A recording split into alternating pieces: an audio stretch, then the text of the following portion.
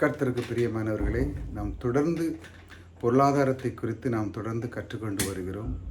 கர்த்தர் நல்லவர் என்ற தலைப்பிலையும் நாம் தொடர்ந்து அதை கற்றுக்கொண்டு வருகிறோம். முதலாவது இந்த இந்த பொருளாதார செழிப்பிலே 3 பாகமாக இப்போ நம்ம கற்றுக்கொண்டு வருகிறோம். முதல்ல பொருளாதாரத்தை குறித்து கர்த்தர் அதை குறித்து அவருடைய விருப்பமும் சித்தமாக இருக்குது என்று நாம் பார்த்தோம். 2வது பொருளாதாரத்தை குறித்து மக்கள் நம்பும் பொய்கள் அப்படிங்கிறது ஒரு 10 விதமான காரியத்தை குறித்து நாம் பார்த்தோம். அதில் இருந்து நிறைய வீடியோவில் இருக்குது. அது நீங்கள் இதுக்கு முன்பாக வீடியோவில் நீங்கள் பார்த்தீங்கன்னா மக்கள் இந்த பொருளாதாரத்தை குறித்து நம்பும் பொய்கள், அதாவது அந்த பொய்கள் மூலமாக அவர்கள் பொருளாதாரத்தில் செழித்து வாழ முடியாத அளவுக்கு இருக்கிற காரணம் என்னவென்றால் சில பொய்களை நம்புகிறார்கள். இந்த 3வது இந்த பகுதிக்கு நாம் வந்திருக்கிறோம். 3வது பகுதி என்னவென்றால் பொருளாதார செழிப்பை பெற்று அனுபவிக்க சில தகுதிகள். அதில் தான் நாம் பார்த்து கொண்டு வருகிறோம். இதைத்தான் ரொம்ப முக்கியமாக நாம் பார்க்க வேண்டியிருக்கிறது. இந்த தகுதிகள், அதாவது மனிதனுக்கு அதை பெற்றுக்கொள்ளக்கூடிய அந்த பாக்கியத்தை அவன் அடைய வேண்டும் என்றால் சில தகுதிகளை அவன் வளர்த்து கொள்ள வேண்டியிருக்கு. ஆகையால் தான் கர்த்தர் இந்த வேத வசனத்திலிருந்து நம்மளை அதை எப்படி பெற்றுக்கொள்வது என்று நமக்கு கற்றுக் கொடுக்கிறார். பாருங்கள், இன்று 4வது அந்த தகுதியை நாம் பார்ப்போம்.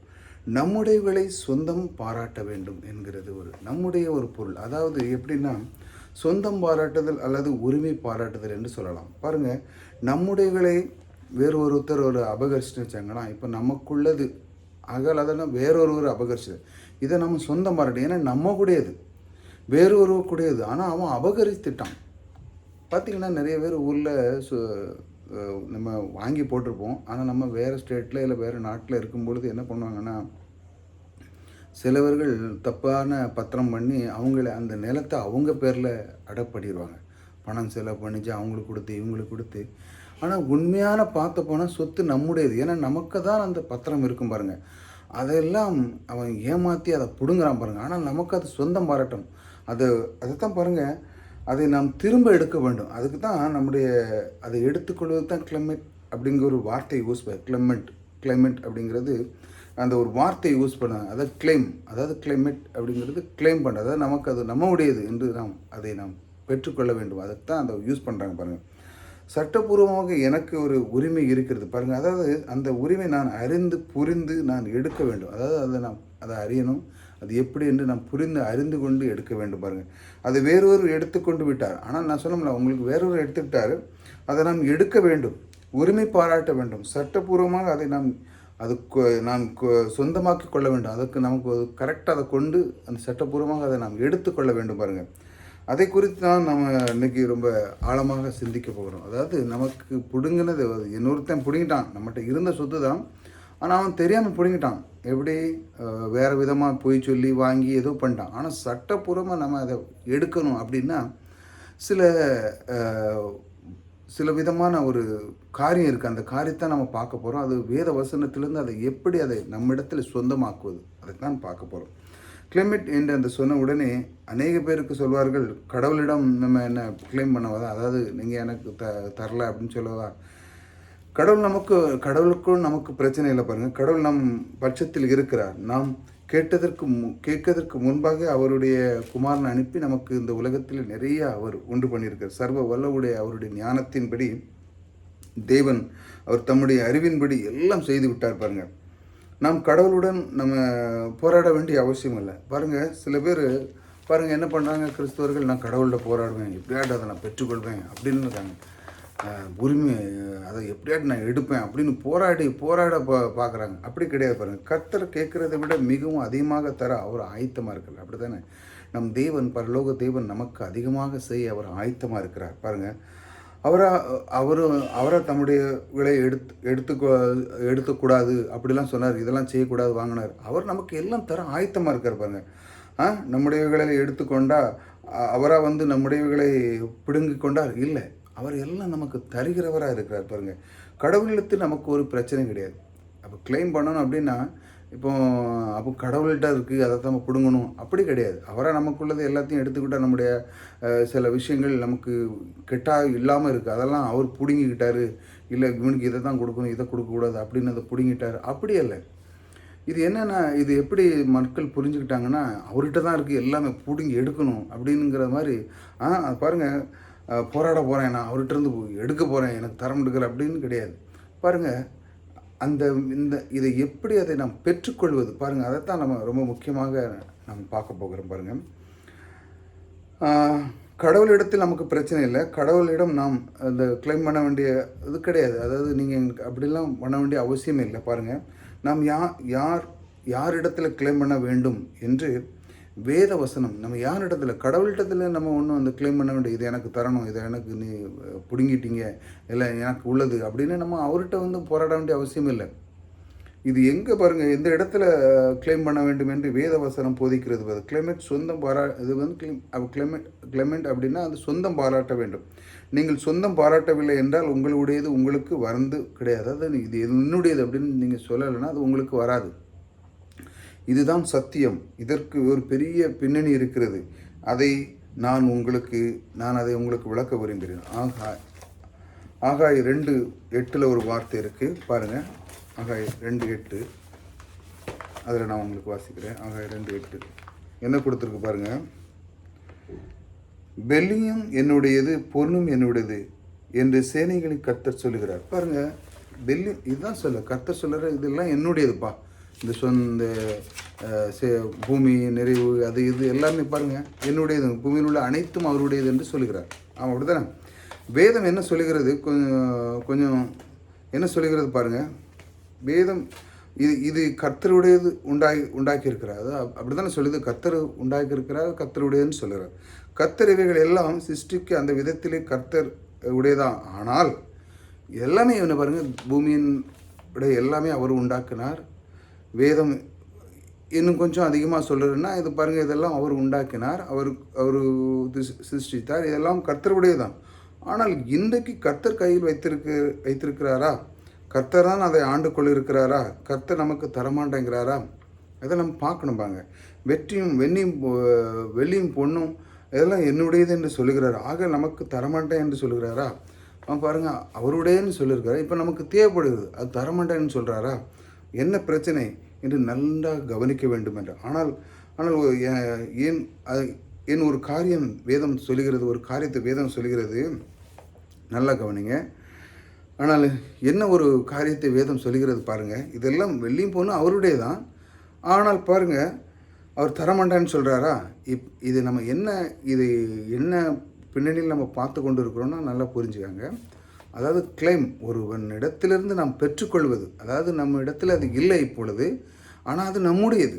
அதை நாம் உரிமை செய்ய வேண்டும், சட்டப்பூர்வமாக அதை நாம் எடுக்க வேண்டும். அதைத்தான் இந்த வேத வசனத்திலிருந்து அதை நாம் எப்படி பெற்றுக்கொள்வது என்று நாம் பார்ப்போம். வெள்ளியும் பொண்ணும் கர்த்தருடையது என்று சொல்லுகிறதில்ல, அதைத்தான் நம்ம இப்போ பார்க்க போகிறோம். பாருங்கள், ஆதியாகமம் 1:26 ஒரு வசனத்தை வாசிக்க. ஆதியாகமம் 1:26 என்ன கொடுத்துருக்கு பாருங்கள். பின்பு தேவன் தமது சாயலாகவும் தமது ரூபத்தின்படியாக மனுஷனை உண்டாக்குவோமாக, அவர்கள் சமுத்திரத்தின் மச்சங்களும் ஆகாயத்து பறவைகளும் ஜீவ சந்துகளும் பூமி அனைத்தையும் பூமியின் மேலுள்ள ஊரும் சகல பிராணியும் ஆழக்கடவார்கள் என்றார். ஆழக்கடவார்கள், அதாவது அவனுக்கு ஒரு உரிமை, அதுக்குண்ட எல்லா பொறுப்பும் கொடுத்துருக்காரு பாருங்கள். ஆழக்கடவை வெற்றியும் ஆனால் வெள்ளியும் பொண்ணும் என்னுடையது. ஆனால் மனுஷன் சிருஷ்டித்த போது தன் அன்பாய் சிருஷ்டித்த ஒரு பெரிய சொத்து என்னென்னா, அவர் அன்பாய் சிருஷ்டித்த ஒரு அந்த பூமி எல்லாம் நீ ஆழக்கடவா என்று சொன்னார் பாருங்கள். பூமி வெகுமதி ஒரு மனுஷனிடத்திலே கொடுத்தார், எல்லாம் அவனிடத்திலே கொடுக்கிறார். அவர் மனுஷனிடத்தில் ஒப்படைக்கிறார். பாருங்கள், தகப்பன் தம் பிள்ளைக்கு எப்படி தன்னுடைய சொத்தை எடுத்து அவன் எப்படி பிள்ளைக்கு பேரில் எழுதி கொடுக்குறான் பாருங்கள். அதில் ஒரு மகிழ்ச்சி இருக்குது பாருங்கள். அப்படி இந்த பரலோக பிதா நம்மை பிள்ளைகளாக அவர் நம்மை ஆக்கி பாருங்கள், உண்டாக்கி பூமி என்கிற பெரிய சொத்தை கொடுத்து நீ இதை ஆண்டுக்கொள் என்று அந்த வேதவசனம் 1:26 சொல்லுது. ஆதியாகமத்தில் பாருங்கள், நீ ஆண்டுக்கொள் என்று, நீ இதற்கு ராஜாக இரு, நான் தான் இதை உண்டாக்கினேன், இது எல்லாம் உன்னுடையதான். ஆனால் இப்பொழுது அது உன்னுடையது என்று சொல்கிறார். பாருங்கள், பிள்ளைகிட்ட கொடுத்தாச்சு, ஆனால் அவருடைய தான் முதல்ல. இப்போ பிள்ளை கையில் கொடுத்தது, இது உன்னுடையது என்று அவர் மனுஷனிடத்திலே கொடுத்து விட்டார். அதாவது நீ ஆழக்கடவுது என்றும்போது அவரிடத்திலே அன்பாக படைத்த அந்த பூமியை மனுஷனிடத்திலே கொடுத்து விட்டார். நன்றாக கவனித்து கொண்டு வாங்கள். கர்த்தரால் உண்டாக்கப்பட்ட இந்த பூமியின் நிறைவும் இப்பொழுது கர்த்தருடையதாக இல்லை.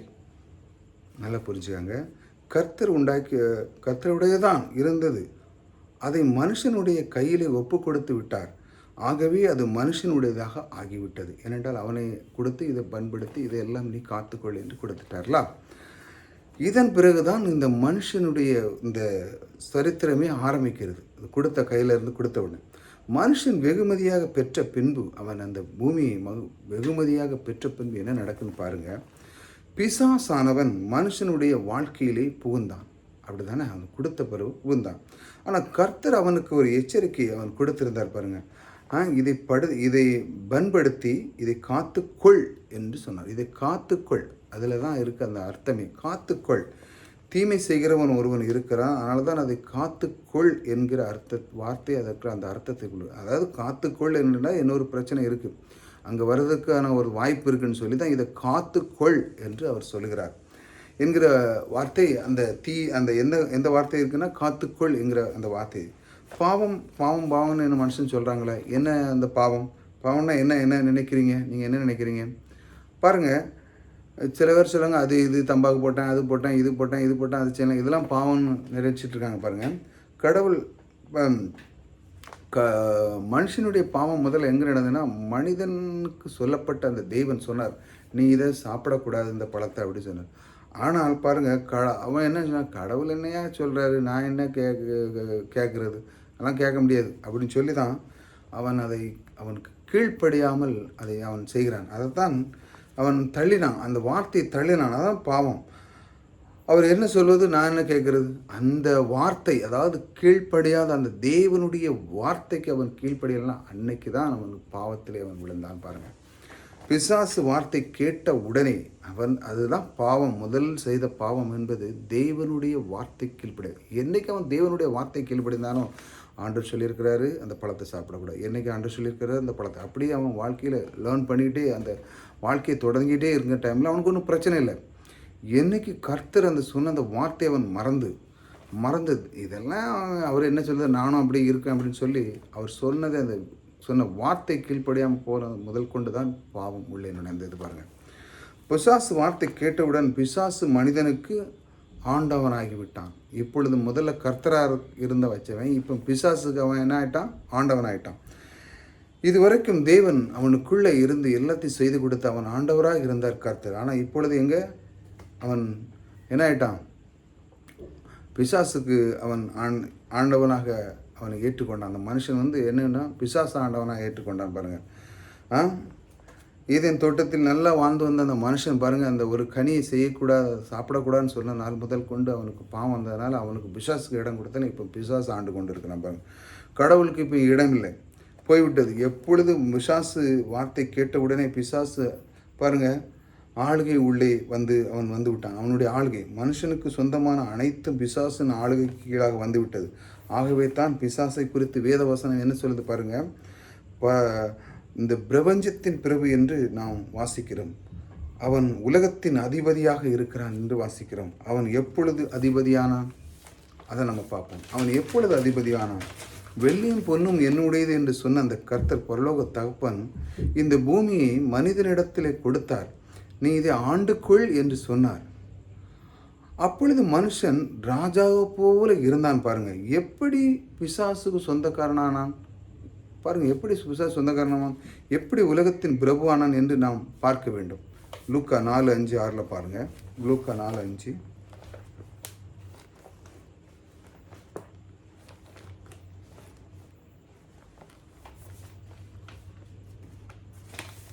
லூக்கா சுவிசேஷம் 4:5-6. 4:5-6.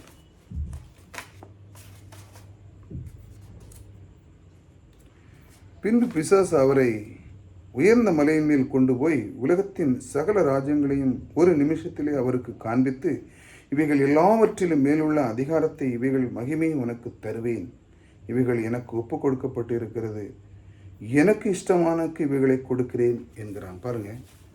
அவன் மகிமை, அதாவது என்ன சொல்றான், இவைகள் மகிமை அதிகாரத்தையும் இவைகள் மகிமையும் உமக்கு தருவேன் என்று அவன் சொல்லுதான் அந்த பிசாசு பாருங்கள். அவன் அப்படிப்பட்ட சொல்கிறான். இயேசு இடத்துல இயேசு போய் சொல்லி இயேசு என்ன சொல்லுகிறார் பாருங்கள். இது கர்த்தர் உண்டாக்குன உலகம். இயேசு சொல்லுகிறார், இப்படி சொல்லியிருப்பான்னு நினச்சிங்களா? இது கர்த்தர் உண்டாக்குன உலகம், இதில் வெள்ளியும் பொண்ணும் கர்த்தருடையது, ஆகவே இது கர்த்தருடையது, இது கர்த்தர் என்று கர்த்தருடைய என்று இது கர்த்தருடையது என்று சொல்லி அவன் பிசாசு இடத்துல சொல்லலை. ஆனால் உண்மை என்ன, கர்த்தர் தான் உண்டாக்குனார். எப்பொழுது மனிதனிடத்தில் கொடுத்தாரோ அது முழுமையாக கொடுத்து விட்டார் பாருங்கள்.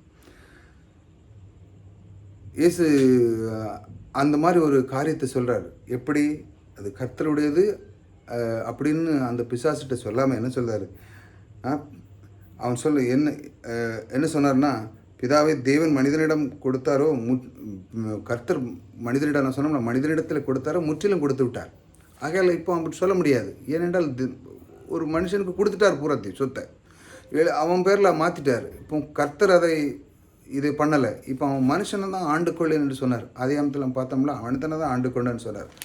அப்போ அவன் அந்த நேரத்தில் நின்றுக்கிட்டு இயேசு இதெல்லாம் அவனுடையது அப்படின்னு அவர் சொல்லலை பாருங்கள். அவன் வெறும் ஒருவனுக்கு அவன் அந்த கர்த்தரை கொடுத்த விதத்தை பாருங்கள். அந்த கொடுத்ததுனால அவன் பாருங்கள், அவன் வேறு ஒருவனுக்கும் கொடுக்கலாம். அந்த அளவுக்கு ஒரு ஃப்ரீடம் அவன் கொடுத்துருக்கார். அளவுக்கு அவனுக்கு உரிமை கொடுத்தார். அவன் பிசாசு ஆனானோ அன்றே அவனுக்கு கொடுத்து முடிந்தது பாருங்கள். அவனுக்கு பிசாசுக்கு அடிமையானானா அன்னைக்கு தான் அவனுக்கு அந்த இதை அவனுக்கு கொடுத்தது. ஆகவே பிசாசுக்கு அது டிரான்ஸ்ஃபர் ஆகிவிட்டது. எப்பொழுது பிசாசுக்கு அவன் அடிமையானான், எப்பொழுது கர்த்தருக்குள்ளே அவன் வைத்து அவன் நினச்சிட்டு இருந்தானோ அப்பொழுது அவன் சொந்தமாக இருந்தான், அவன் ராஜா இருந்தான், அவன் ஆண்டு கொண்டான். எப்பொழுது அவன் வார்த்தையை கேட்டு அவனுக்குள்ளே கீழ்ப்படிஞ்சு அவனை ராஜாவாக்குனாலும் இப்போ என்ன ஆகிட்டு, அவனுக்கு கொடுத்த சொத்தெல்லாம் இப்போ அவனுக்கு டிரான்ஸ்ஃபர் ஆகிவிட்டது பாருங்கள். பிசாசு அவன் சொல்கிறான், பிசாசு எனக்கு இஷ்டமானவனுக்கு நான் கொடுப்பேன் என்று சொல்கிறான் பாருங்கள். உலகம் இந்த பாருங்கள், அந்த உலகத்தில் மகா பெரிய திருடன் இந்த பிசாசு. அவன் ஒரு அழிவு சக்தி, தேவனுடைய விரோதி, மனுஷனுடைய விரோதியாக இருக்கிறான். இவனிடம் பூமியின் அதன் நிறைவு எல்லா காரியங்களிலும் அவன் கையில் எப்பொழுது அவன் கீழ்ப்படியாமல் அதற்கு சேர்ந்த காரியத்தினால என்ன இப்போ அவன் கையில் சிக்கிவிட்டது. பிசாசிடமிருந்து பிடுங்கும்படியாகத்தான் இயேசு இந்த பூமிக்கு வந்தார். மனுஷன் எவனுக்குமே பிடுங்கி போடுறதுக்கு அதிகாரம் கிடையாது. அவனிடத்துல எல்லா மனுஷனும் அவனிடத்துல சிறைப்பட்டிருக்கிறான். இப்போ ஏனென்றால் பாவத்தில் விழுந்துட்டாங்க. எவனுமே மனுஷன் பாவத்தில் விழுந்தனால இப்போ பூரா அவனுக்குள்ளே டிரான்ஸ்பர் ஆகிட்டு இப்போ அவன் தான் ஆட்கொண்டுட்டு இருக்கான் பாருங்கள். எல்லா பாவத்தையும் அடிமையாக எல்லோரும் சிக்கிக்கிட்டாங்க பாருங்கள். பிசாசிடம் எதிர்த்து நிற்க சக்தி யாருக்குமே இல்லை. அந்த அளவுக்கு ஆயிட்டு பாவத்தில் விழுந்தனால. இயேசு கிறிஸ்து பரலோகத்திலிருந்து பூலத்து வர வேண்டியதாக இருந்தது. பிசாசிடம் பாருங்கள், அது கன்னிமரியில் பிறந்து பாவமற்றவராக இந்த மாதிரி ஒரு காரியத்தில் வர வேண்டியதாக இருந்தது பாருங்கள். பிசாசிடம் தேவன் எடுத்துக்கொள்ள முடியாதா? இப்போ அந்த காரியத்தை பாருங்கள், கர்த்தரால் முடியாதா? முடியும் பாருங்கள். அந்த பிசாசு ஏற்பாடா அப்படின்னு ஒரு 5 நிமிஷத்தில் பண்ணிடலாம் ஈஸியாக. ஆனால் அது சட்டவிரோதமான ஒரு செயலை, அது சட்டப்படி அவர் செஞ்சிட்ருக்காரு. அதாவது அந்த ரீதத்தில் போய்ட்டுருக்கு. எப்படி காரியம் நடந்தோ அதே மாதிரி போய்ட்டுருக்கு. திடீர்னு அவன் ஒன்றும் சுஜிபி கர்த்தர் முன்னால் அவனை ஒன்றும் பண்ண ஒரு இதுக்கு ஆக மாட்டான். கர்த்தர் போடா அப்படின்னா அவர் சொத்தை கொடுக்கணும் ஈஸியாக பண்ணிடலாம் பார்த்தாங்க. அந்த அளவுக்கு பாருங்கள். ஆனால் அது சட்டப்பூர்வமாக அவன்கிட்ட பிடுங்க முடியாது. அதுதான் அது கரெக்டாக வச்சுட்டு மனுஷன் தான் எடுக்கொள்ள முடியும். மனுஷனுடைய ஸ்தானத்தில் தான் போக வேண்டும். இப்போ மனுஷனுடையத்துலேருந்து கொடுக்கறதுனால அவன் மனுஷத்துலேருந்து தான் கொடுக்கறனால தான் பரலோக தப்பு நமக்கு அவருடைய குமாரன் அனுப்பி இந்த காரியத்தை செய்கிறார் பாருங்கள். பாவமற்றும் அல்லாத இருக்க வேண்டும், இப்படிலாம் சில காரியங்கள். அப்படி தான், ஏன்னா எல்லாருமே பிசாசில் அடிமை, அவர்கள் எல்லாரும் பிசாசு அடிமையாக இருக்கிறாங்க. அது அவனுக்கு எதிர்த்து நிற்க முடியாது. பாவமற்றவராக நம்ம இருக்க வேண்டும். அப்படி ஒரு மனுஷன் இருக்க வேண்டுமானுங்க. அவர் பிசாசு எல்லாம் ஓட்டினார் பாருங்கள், எல்லாத்தையும் அடித்து ஓட்டினார். பிசாசு அவன் பார்த்தான், எல்லா மனிதனுக்கும் எனக்கு அடிமையாக இருக்காங்க, இவர் மட்டும் எப்படி? ஏனென்றால் இவர் சுத்தமாக அந்த ஒரு கன்னிமரியில் பிறந்து அப்படி வளர்ந்து பாவமற்றவராக இருந்து பிதாவோடு எப்போவும் தொடர்பில் இருக்கிறார். மனுஷனாக இந்த பூமியில் இருந்து பல பிசாசுகளை உரட்டி எல்லா காரியம் செய்தான். ஆனால் பிசாசு பார்த்தான், எல்லாரும் எனக்கு அடிமையாக இருக்கேன், இவர் மட்டும் எப்படி அப்படின்னு அவன் பார்க்குறான். மனிதன் எனக்கு பாருங்க, எல்லா மனிதரும் எனக்கு கீழாக இருக்கிற இந்த மனிதன் மட்டும் எனக்கு கீழாக இந்த மனுஷன் வர மாட்டேங்கிறானே அப்படின்னு அவன் பார்க்குறான் பாருங்கள். அவர் வர முடியாது என்றால் அவர் பாவத்தின் அதிகாரத்தில் இல்லை. எல்லாரும் பாவத்தில் இருந்தானா அவர் பாவத்தின் அதிகாரத்தில் இல்லாத ஒரு மனுஷனாக வந்திருக்கிறார் தேவன். மனிதனுடைய உதவி அறிய பரிசுத்தருடைய உதவியின் மூலமாக அனுப்பப்பட்டவர். மனிதனுக்கு உதவுக்காக பரிசுத்தராக அனுப்பப்பட்டவர். இயேசு இந்த பூமியிலே வாழ்ந்து வந்தபோது ஒரு மனிதன் வித்தியாசமாக இருக்கிறான்னா அவர் கிறிஸ்து மட்டும்தான். அவரிடத்திலிருந்து பிடித்து அதை மீண்டும் அதை தரும்படியாக அவர் வந்தார். அது எப்படி நடந்தது என்று வேதவசனத்திலே வாசிக்கிறோம். கொலோசியர் 1:12-23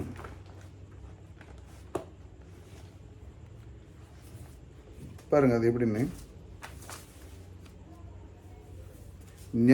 ஞானஸ்தானத்தில் அவரோடு கூட அடக்கம் பண்ணப்பட்டவர்களாகவும் அதிலே அவர் மரித்தொழிந்து எழுப்பினது தேவனுடைய செயலும் மேலுள்ள விசுவாசத்தினால் அவரோடு கூட இழந்தவர்களாகவும் இருக்கிறீர்கள். உங்கள் பாவங்களாலும் உங்கள் மாம்ச விதேசம் இல்லாதவர்களாகவும் பரிசுத்தவர்களாக உங்களுடைய அவரோடு கூட உயிர்ப்பித்து அக்கிரமங்கள் எல்லாம் அவருக்கு மன்னித்துப்பட்டார் அப்படின்னு போட்டு பாருங்க. கொலோசியர் 12:13 உங்கள் பாவங்கள் எல்லாம் உங்கள் மாம்சத்தின் கொலோசியர்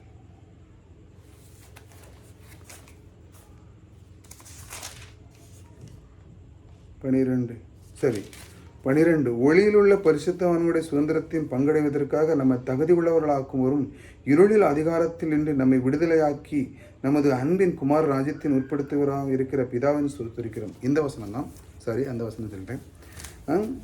ஒளியில் உள்ள பரிசுத்தவான்களுடைய சுதந்திரத்தில் பங்கடைவதற்கு, அதை நல்ல அந்த வசனத்தை புரிஞ்சுக்கங்க. ஒளியில் உள்ள பரிசுத்தவான் சுதந்திரத்தை பங்கடைவதற்காக நம்முடைய தகுதி உள்ளவர்களாக இருளில் அதிகாரத்திலிருந்து நம்மை விடுதலையாக்கி தமது அன்பின் குமார் ராஜ்யத்துக்குள்ளே உட்படுத்துவதற்காகவே ராஜ்யத்திற்கு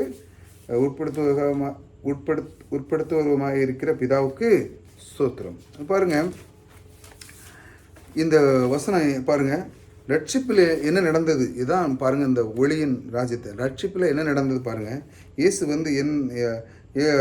வந்து ஏன் அந்த காரியத்தை அவர் செய்தார் அந்ததை பார்க்க போகிறோம். இயேசு கல்வாரி சிலுவையிலே மரித்த பாவத்தை சுமந்தார். ஏனென்றால் ஏன் சுமந்தார் பாருங்க. ஏன் பாவத்தை தீர்க்க வேண்டியதாக இருந்தது, ஏன் பாவத்தை டீல் பண்ண வேண்டியதாக பாருங்க. பாவத்தை பிரச்சனை கல்வாரி சிலுவையில் பிரதானமாக எடுத்துக்கொண்டு அதை தீர்க்கிறார் என்று ஏன் பாவம் சுமந்தார், ஏன் நம்முடைய பாவத்தை அவர் மீது சுமக்கப்பட்டது, ஏன் நமக்காக மறிக்க வேண்டியதாகிட்டது, நம்முடைய பாவத்திலிருந்து விடுதலையாக்க வேண்டியதாக இருந்தது. நம்மை ஆக்கிவிட்டார் பாருங்க. அவர் நமக்காக செய்த அந்த காரியம் அது. நம் பலன் உள்ளவராக அவர் ஆக்கிவிட்டார். முதல்ல நம்ம பிசாசிலிருந்து அடிமையில் இருந்தோம். இப்போ நம்ம பலன் உள்ளவராக அதை எதிர்த்து நிற்கிற ஒரு சக்தி நமக்குள்ளே அவர் கொண்டு வந்து அதை விடுதலை ஆக்கிட்டார். இந்த தான் ரொம்ப ரொம்ப முக்கியமாக கவனிக்க வேண்டியது. முந்தி நம்ம இருந்தோம் எப்படி, அவன் செய்த பாவம் முதல் கொண்டு எப்பொழுது கிறிஸ்து இந்த பூமியில் மரித்து உயிர்த்தெழுந்தாரோ அன்று நாள் முதல் கொண்டு நமக்குடைய காரியங்கள் பாருங்கள். நம்முடைய பலன் பாருங்கள், பலன் உள்ளவாக அவர் மாற்றிவிட்டார். நம்முடைய சுதந்திரம், நம்முடைய சொத்து பாருங்கள். அவர் நமக்கு சொந்தமான ஆனால் அதை எடுத்து இன்னொருவருக்கு ஆக்கிரமித்து எடுத்துக்கொண்டு இருந்தான். அவன் இன்னும் எடுத்துக்கொண்டு இருந்தான், பெரிய திருடன். அதை எடுக்க முடியாமல் இருந்தோம். இப்போ நமக்கு பலன் கிடச்சிருப்பாங்க. அவர் பிசாசை தோற்கடித்து இருளின் அதிகாரத்தில் இருந்து நம்மை விடுதலையாக்கி பங்கு உள்ளவர்களாக பலன் உள்ளவர், அதாவது அங்கே எப்படி ஒளியின் ராஜ்யத்தில் போட்டிருக்கல, அதற்கு பலன் உள்ளவராக பங்குள்ள பலன் உள்ளவர்களாக நம்மை மாற்றியிருக்கிறார். இதுதான் ரொம்ப முக்கியம். ரட்சிப்பு ஒவ்வொரு விசுவாசியும் இப்பேற்பட்ட பலனை இருக்க வேண்டும் பாருங்கள். ஒவ்வொரு விசுவாசி இது நாம் போய் எதை எடுத்துக்கொள்ளலாம். பிசாசு நம்ம அதை அவனை மேன்மை பாராட்டக்கூடாது, பிசாசு மேன்மை பாராட்டக்கூடாது. கர்த்தர் இந்த காரியத்தை நமக்கு செய்து முடித்திருக்கிறார் என்றால் அவருக்கு கொடான நன்றி பாருங்கள். பிசாசின் தலையை நசுக்கி இருக்கிறார் என்றுலாம் வேதவசனம் எழுதியிருக்குது. பிசாசு கர்த்தருக்கு பாதப்படியில் இருக்கான். பிசாசு அவரை நசுக்கி இருக்கிறார் இப்படிலாம் எழுதியிருக்கு. அதை படிக்கும்போதே உங்களுக்கு ஒரு இது வரணும். தேவ ஆவியானவர் நமக்குள்ளே இருக்கிறார், தேவனுடைய வார்த்தை நமக்குள்ளே இருக்கிறது. இப்பொழுது பாருங்கள், தேவ ஆவியானவர் நமக்குள்ளே இருக்கிறார், தேவனுடைய வார்த்தை நமக்குள்ளே இருக்கிறது. அவருடைய நாமத்தை உச்சரிக்கும் போது அந்த எதிர்க்கிற எந்த பிசாசும் அந்த சக்திக்கு அந்த பிசாசை எதிர்க்கிற சக்தி கிடையாது. இயேசு கிறிஸ்துவின் நாமத்தில் நம்ம துரத்துறோன்னா பிசாசு நம்மை நோக்கி வர்றதுக்கான ஒரு சக்தி கிடையவே கிடையாது. என்னடால் இப்போ அவன் காலில் கீழே கிடக்கிறான். மெந்தியாவன் ராஜ்யம் பண்ணான். எப்பொழுது கிறிஸ்து நமக்காக வந்து அந்த கல்வாரி சிலுவையில் மரித்தார், உயிர்த்தெழுந்தார், அன்று முதல் நமக்கு பலனாக இருக்கிறது. இதைத்தான் நாம் சுதந்திரித்து கொள்ள வேண்டும். எந்த ஒரு காரியத்தையும் நமக்கு விடுதலை வேண்டுமா, நமக்கு சுகம் வேண்டுமா, இயேசுவின் நாமத்தில் அவர் கல்வாரி சிலுவையில் சிந்திருக்கிறார். பிசாசே, நீ எனக்கு என்னுடைய சுகத்தை நீ கெடுக்க முடியாது அப்படின்னு சொல்லி அந்த மாதிரி நம்ம சொல்லணும் பாருங்கள். நமக்கு சொந்தம் பாராட்டபடியாக நமக்கு பலன் கொடுத்துருக்கிறார் பாருங்கள். அந்த மாதிரி கொலோசியர் 2:15 அடுத்த வசனம் பாருங்கள். 2:15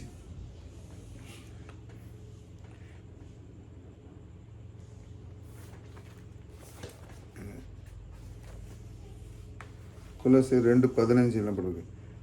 துரைத்தனங்களாலும் அதிகாரங்களாலும் உரிந்து கொண்டு வெளியரங்கமான கோலமாக்கி அவர்களின் மேல் சிலுவையில் வெற்றி சிறந்தார். பாருங்க, இந்த மாதிரி ஒரு வசனம் போட்டிருக்கு. அவர் அவனை ரொம்ப என்ன பண்ணான்? அவனை துரைத்தனத்தின் அதிகாரத்தை உரிந்து எடுத்து அவனை வெளியரங்கமான கோலமாக்கி அவன் மேல் சிலுவையில் வெற்றி சிறந்தார்.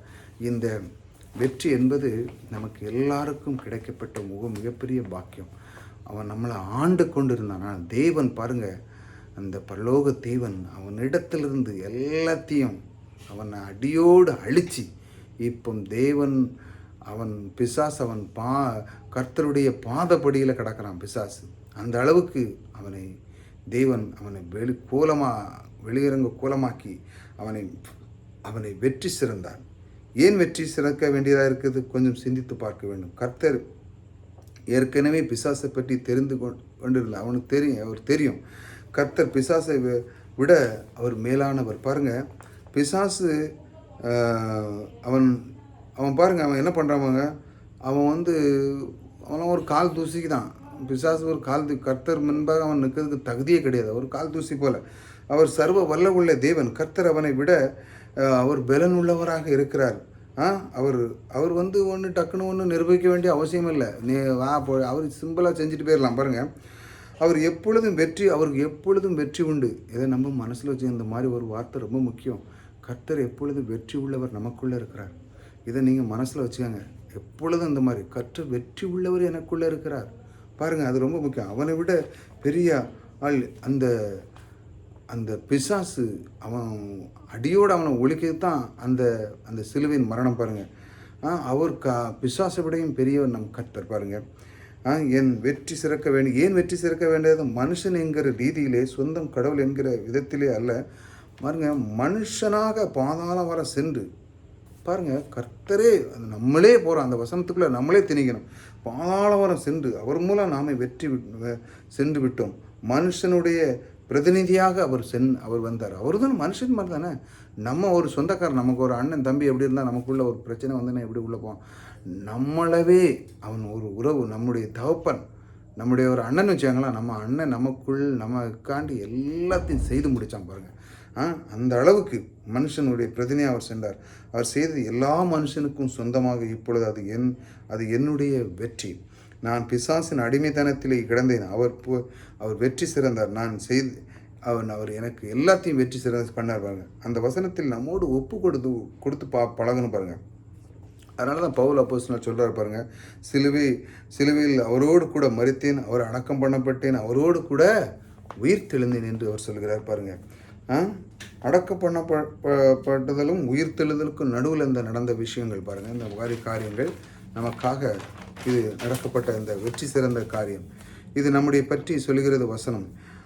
அவர் வெற்றி சிறந்தவர் என்பது பெரிய அவர் வெற்றி சிறந்தார் அப்படிங்கிறதோட ஒரு பெரிய விஷயம் எல்லாம் ஒன்றும் இல்லை. ஏன்னா அவர் ஈஸியாக எப்பவும் அவர் வெற்றி உள்ளவர். அவர் வெற்றி சிறந்தாருன்னு ஒரு பெரிய நியூஸ்லாம் ஒன்றும் கிடையாது. ஆனால் அவர் நம்மை கொண்டு நம் வெற்றி சிறந்தோம் என்பது அதை கொண்டு அவருக்கு ஏற்கனவே வெற்றி இருக்குது பாருங்கள். என்மேல் எல்லா மனிதனுக்கும் வெற்றி. என்மேல் எந்த மனிதனுக்கும் பிசாசு அடிமையில் இருக்க வேண்டிய அவசியம் கிடையாது. ஏன்னா நம்ம பிரதிநிதியாகவே அவரே சென்றார். அவர் ஈஸி, எப்பவுமே அவர் சீக்கிரம் பண்ணிடலாம். ஆனால் நமக்காக செய்து நாமளே அது உள்ளே போய், அதனால் பவுல் அப்போஸ்தலன் அப்படி சொல்கிறார். யோவான் 1 யோவான் 4:4 சொல்லப்பட்டிருக்கிறது போல் பாருங்கள். 1 யோவான் 4:4 என்ன போட்டிருக்கு? பிள்ளைகளே, நீங்கள் தேவனால் உண்டாயிருந்து அவர்களை ஜெயித்தீர்கள், ஏனெனில் உலகத்தில் இருக்கிறவனில் உங்களில் இருக்கிறவர் பெரியவர். அல்லேலூயா. பிள்ளைகளை நீங்களே சென்று, அவர் அந்த பிரதிநிதி தேவன், அவர் ஒரு நம்ம தகப்பனாகவும் நம்ம அண்ணனாகவும் போய் செஞ்சது போல நீங்களே சென்றது செஞ்சீங்க அப்படின்னு அந்த வசனம் சொல்லுது பாருங்கள். பிசாசின் அதிகாரம் செலுத்தக்கூடியவர்களாக மாறி இருக்கிறார்கள். இப்பொழுது பாருங்கள், ஒளியின் ராஜ்யத்தில் வந்து விட்டார்கள், பலன் உள்ளவர்களாக இருக்கிறார்கள். எடுத்துக்கொள்ளக்கூடிய ஒரு பலன் நமக்கு வந்துட்டு. அல்லேலூயா. முதல்ல நம்மகிட்ட இல்லாமல் இருந்து இப்போ இது எங்கேருந்து நமக்கு இது கிடைக்கும் அப்படின்னா, ஒன்றை நாம் பெற்றுக்கொள்ள வேண்டுமென்றால் கிறிஸ்து மரணத்தின் மூலமாக, அந்த சிலுவையின் மரணம், அதாவது அந்த அந்த அந்த நொடி பொழுது அதற்குள்ள அவன் பிசாசை ஆட்கொண்டு இருந்த நாள் முதல் கொண்டு இப்போ அவன்கிட்ட இருந்துச்சு மிந்தி உலகம், இப்போ இல்லை. இப்போ எப்பொழுது கிறிஸ்து வெற்றி திறந்த முதல் கொண்டு நம்மிடத்தில் இது திரும்ப பெற்றுக்கொண்டோம். எல்லாமே இப்பொழுது நம் சுதந்திரவாராக இருக்கிறோம், நாம் பங்குள்ளவராக இருக்கிறோம், நாம் அதற்கு உரிமையாக இருக்கும். எப்படி என்றால், அந்த உரிமையை எப்படி நாம் பெற்றுக்கொண்ட சட்டப்பூர்வமாக இயேசு கிறிஸ்துவின் நாமத்தில். ஹல்லேலூயா. இதுதான் ரொம்ப மிகப்பெரிய ஒரு சுவிசேஷம். இந்த சுவிசேஷத்தை நீங்கள் புரிஞ்சு கொள்ளுங்கள். அவர் மூலமாக அவரே சென்று, அந்த மனிதராக சென்று நமக்காக அவர் வெற்றி உண்டு பண்ணார். அவருக்கு வெற்றிங்கிறது ரொம்ப ஒரு பெரிய விஷயம். அது எப்பவும் வெற்றியாளராக, ஆம், நாம் வெற்றி சிறந்தோம். எப்படி? கிறிஸ்துவின் மூலமாக. ஆகால் அவருடைய வார்த்தை சொல்லும் பொழுது பாருங்கள், அதுதான் இது ரொம்ப முக்கியம். பாருங்கள், இந்த வார்த்தை கவனிங்க. பலன் உள்ளவராக இருக்கிறார்கள், எடுத்துக்கொள்ளக்கூடிய பலன் நமக்கு இப்போ வந்து விட்டது. பாருங்கள், உலகத்தின் அதிபதி இவர்கள் மேல் இப்பொழுது அதிகாரம் சொந்தம் முடியாது. தேவனுடையவர்களாக இவர்கள் அதிகாரம் இருக்கிறது. தங்களுடைய ஆசீர்வாதத்தை எடுத்துக்கொள்ளக்கூடியவர் அந்த இப்போ நம்முடைய ஆசீர்வாதத்தை எடுத்துக்கொள்ளக்கூடிய அந்த பிசாசுக்கு பலன் இல்லை. மிந்தி அந்த அதிபதியாக இருந்தாலும் இப்பொழுது நம்முடைய கிறிஸ்து நமக்குள்ளே இருக்கிறதுனால் அவனுக்கு அந்த அதிகாரம் கிடையாது. என்னுடைய பொருளில் சில பேர் பாருங்கள், சில பேர் இந்த மாதிரி ஜெபம் பண்ணுவாங்க, பெரிய பெரிய ஊழியக்காரங்க பாருங்கள், நல்லா கற்றுக்கொண்ட பாருங்கள். அவர் சொல்லுவாங்க, என்னுடைய பொருளிலிருந்து உடைய உன் கரத்தை எடுத்து வீசு போடு அப்படி நம்ம, ஏனென்றால் நமக்கு அதிகாரம் நமக்கு கொடுக்கப்பட்டது. கிறிஸ்துவின் மூலமாக நமக்கு அதிகாரம் வந்துட்டு, பிசாசே எனக்கு பொருளாதாரத்தில் தடையா நீ பண்ணப்பட்ட அந்த பண்ணி கொண்டிருக்கிற அந்த உன்னுடைய கை இருக்குது, அதை இயேசுவின் நாமத்தில் வீசு. நீ எனக்கு விரோதமாக வருகிற எந்த ஒரு ஆயுதம் இயேசுவின் நாமத்திலே ஓடிப்போ பிசாசு, என் மேலே வரக்கூடாது அப்படி சொல்லணும். அந்த மாதிரி நீங்கள் இந்த மாதிரி போடும் அப்படி தான் பேச பாருங்கள். என்னுடைய பொருளிலிருந்து உன்னுடைய கையை எடுத்து போடு, எனக்கு சொந்தமான தொடக்க உனக்கு அதிகாரம் கிடையாது. இப்படி அதிகாரத்தோடு ஜெபம் பண்ண நீங்கள் கற்றுக்கொள்ளணும். எனக்கு என் சரீரத்துக்குள்ளே நோய் வர்றதுக்கு உனக்கு அதிகாரம் கிடையாது. ஏனென்றால் இந்த சரீரம் அவர் ஆளுகிறார், அவர் உள்ளுக்குள்ளே இருக்கிறார். கிறிஸ்து என்னை தேர்ந்தெடுத்துக்கிறார், என்னை தேடி வந்தவர், அவருடைய ஐஸ்வர்யத்தில் என்னுடைய வீட்டை கூட நடத்தி கொண்டிருக்கிறார். ஆகையால் எந்த ஒரு தடையும் பண்ணுகிற பிசாசை இயேசுவின் நாமத்திலே போ அப்படின்னு அதிகாரத்தோடு சொல்ல வேண்டும். பாருங்கள், இப்படி எப்பொழுது நமக்கு இந்த அதிகாரம் வந்தது? கிறிஸ்துவின் மரணத்தின் மூலமாக. அல்லேலூயா. இதை ஒரு மனிதன் புரிந்து கொண்டாலே போதும், அந்த சுதந்திரத்தை பெற்றுக்கொள்ளலாம். அதை நமக்கு கிடைக்காதது, நம்ம பிடுங்கினதை ஒருத்தன் சொத்து பிடிங்கிட்டானா அது உண்மையாக அது நமக்கு கிடைக்க வேண்டுமென்றால், அதை நாம் சொந்தம் பாராட்ட வேண்டுமென்றால், நம்ம கிளைம் அதை பண்ண வேண்டுமென்றால் அவருடைய மரணத்தின் மூலமாக நமக்கு கிடைக்கப்பட்டிருக்கு. பாருங்கள், நாம் இப்பொழுது விடுதலை ஆகிவிட்டோம். பாவம் என்னிடம் இல்லை. இயேசு என் ஆண்டவர் என்னை பலன் உள்ளவராக என்னை மாற்றியிருக்கிறார். இயேசுவின் நாமத்தில் நான் எடுக்கிறேன்.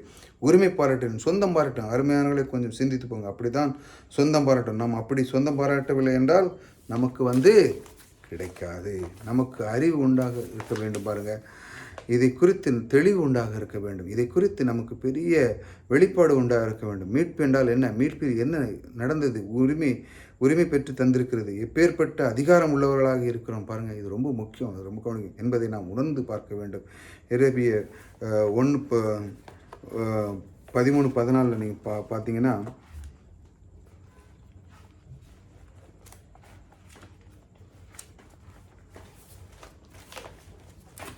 நான் வசனம் வாசிக்கிறேன்.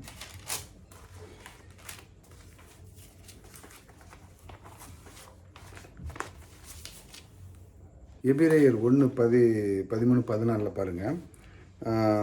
மேலும் நான் உம்முடைய சத்துருக்களை உமக்கு பாதபடியாக்கும் போடும் வரைக்கும் நீர் என்னுடைய வலது பரிசத்திலே உட்காரும் என்று தூதர்கள் யாவருக்கும் எப்போதாகிலும் அவர் சொன்னதுண்டா? ரட்சிப்பை சுந்தரிக்கப் போகிறவர்களாக மீதும் ஊழியம் செய்யும்படிக்கும் அவர் எல்லோரும் அனுப்பும்படுபடி பணிவிடையாளாக இருக்கிறாள் அல்லவா? பாருங்கள், ரட்சிப்பு சுதந்திரம் போவதற்கான பணிவிடைக்காரராக பாருங்கள் தேவதூதர்களை வச்சுருக்கிறாங்க. அந்த மாதிரி நமக்கு பணிவிடைக்காரராக அவர் வைத்திருக்கிறார். நாம் அதிகாரத்தை தேவனுடைய வார்த்தை சொல்லும் பொழுது நமக்கு அவர்கள் பணிவிடை செய்வதற்காக தேவன் வைத்திருக்கிறார். பாருங்க, பிசாசு உன் கரத்தை எடுத்து போடு, இது என்னுடைய சொத்து, என்னுடைய ஐஸ்வர்யம், பூமி எனக்காக கர்த்தர் வைத்திருக்கிறார், தரித்திரத்தை என்னுடைய வாழ்க்கையில் கொண்டு வர முடியாது, இல்லாமை, வறுமை, ஏழ்மைத்தனம் இதையெல்லாம் எனக்கு வர தகுதியே கிடையாது, ஏனென்றால் கர்த்தர் எனக்குள்ளே இருக்கிறார், இதெல்லாம் இயேசுவின் நாமத்திலே போ, எனக்கு உண்டாக முடியாது, எனக்கு தரித்திரமில்லை. நாம் அதிகாரத்தோடு கொள்வது மட்டுமல்ல, நம் தேவ தூதர்களுக்கும் நாம் கட்டளையிடலாம். பாருங்க, தேவ தூதர்கள் எல்லாம் சார்பில் நமக்கு பணிவிடைக்காரராக இருக்காங்க.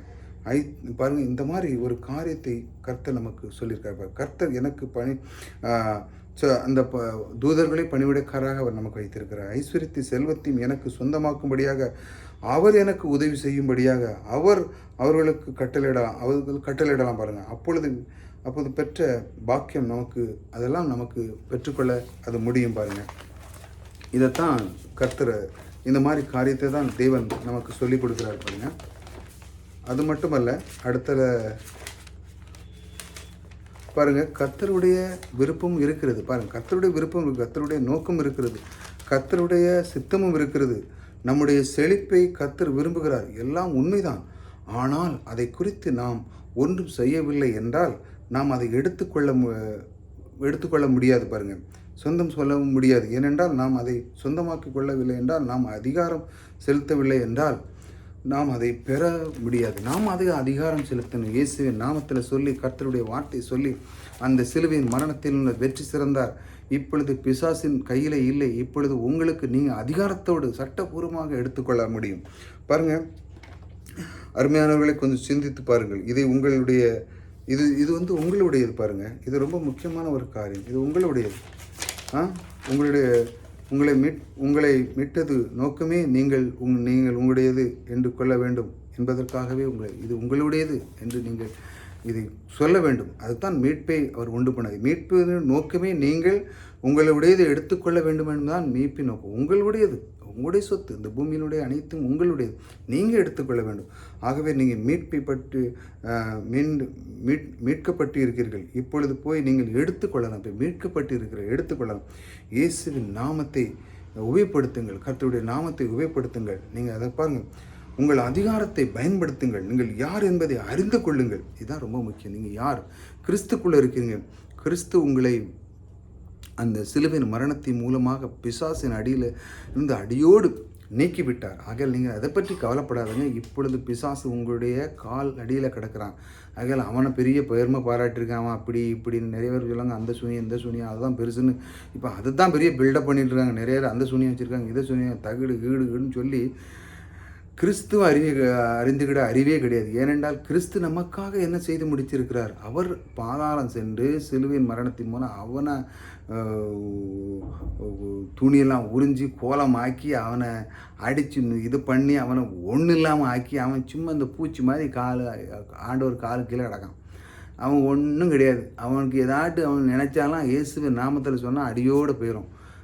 அந்த மாதிரி தேவனுடைய நாமத்தை நீங்கள் அறிந்து கொள்ளுங்கள். பாருங்கள், நீங்கள் யார் என்பதை அறிந்து கொள்ளுங்கள், செயல்படுங்கள். கர்த்தருடைய ஆசீர்வாதம் உங்களுடையதாக இருக்கும். இதுதான் ரொம்ப முக்கியம். கர்த்தருடைய ஆசீர்வாதம் உங்களுடையதாக இருக்கும். இதைத்தான் நாம் தொடர்ந்து கற்றுக்கொண்டு வருகிறோம். இந்த பொருளாதாரத்தை செழிப்பிலே நீங்கள் வாழ்வதற்கான இது ஒரு வழிமுறைகள். பாருங்கள், இந்த வழிமுறைகளை நீங்கள் கடைப்பிடிக்கணும். இது உங்களுடைய சொத்து. அந்த வார்த்தையை நீங்கள் பயன்படுத்தி இயேசுவின் நாமத்தில், அதுதான் இந்த உலகத்தினுடைய அனைத்து சுவிசேஷமே சிலுவையின் மரணத்தை கொண்டு தான் அடிப்படையாக நடந்து கொண்டிருக்கு. ஏனென்றால் சிலுவையின் மரணம் ஏனென்றால் பழைய ஏற்பாடில் என்ன இது எல்லாம் பாவத்தில் கிடந்தான், அதெல்லாம் மீட்டு ஆபிரகாமுடைய ஆசீர்வாதத்தையும் உங்கள் மேல் வைத்திருக்கிறார். இது எல்லாம் உங்களுடைய சொத்து. இப்போ நீங்கள் வெள்ளி பொண்ணும் கர்த்தருடையதாக இருந்தாலும் இதை நீங்கள் எடுத்துக்கொள்ளக்கூடிய பாக்கியம் உங்களுக்கு கொடுத்திருக்கிறார். உங்களுக்கு அதிகாரத்தை கொடுத்திருக்கிறார். நீங்கள் பெற்றுக்கொள்ளலாம், சுதந்திரமாக இருக்கலாம், சந்தோஷமாக இருக்கலாம், மகிழ்ச்சியாக இருக்கலாம், எல்லாத்திலும் நீங்கள் மேன்மையாக இருக்கலாம். இதுதான் கர்த்தருடைய விருப்பம் சித்தமாக இருக்குது. இதை மனிதன் புரிந்து கொள்ள வேண்டாம். பொருளாதாரத்தில் அவன் பின்தங்கி விடுதான். எனக்கு அது ஒரு உங்களுக்கு ஒரு தடை வருதா, ஒரு பிரச்சனை வருதா, அதை இயேசுவின் நாமத்தில் சொல்லுங்கள். அவர் வெற்றி, பிசாசை நீ இதில் கை வைக்கிறதுக்கு உனக்கு அதிகாரம் கிடையாது, இயேசுவின் நாமத்தில் போ அப்படின்னு நீங்கள் ஜெபிக்கணும். ஜெபம் பண்ணும்போது அதிகாரத்தோடு சொல்லணும். அப்போ அவங்க ஓடிப்போம் பாருங்கள். இப்படி எங்களுடைய வார்த்தைகளை இதெல்லாம் கற்றுக்கொள்ளுங்கள். பொருளாதாரத்தை குறித்து இன்னும் அதிகமாக பார்ப்போம். இந்த மாதிரி தொடர்ந்து கற்றுக்கொள்வது மூலமாக உங்களுடைய வாழ்க்கையிலே நீங்கள் இன்னும் பலன்படுவீர்கள். பொருளாதாரத்திலே குறைவில்லாமல் கர்த்தர் உங்களை ஆசீர்வதிப்பார். கர்த்தர் உங்களோடு கூட இருக்கிறார். கர்த்தர் உங்களை ஆசீர்வதித்திருக்கிறார்.